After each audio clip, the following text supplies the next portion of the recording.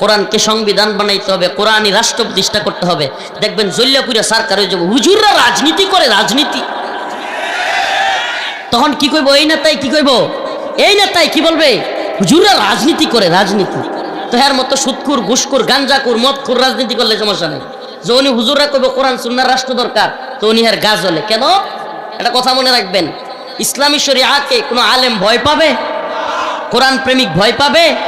ইসলামী শরিয়ারে তো ভয় পাবে সুদখোর, মদখোর, জিনাখোর, গাঞ্জাখোর, চোর, বাটপার, এরা না ইসলামী শরিয়ারে ভয় পাবে।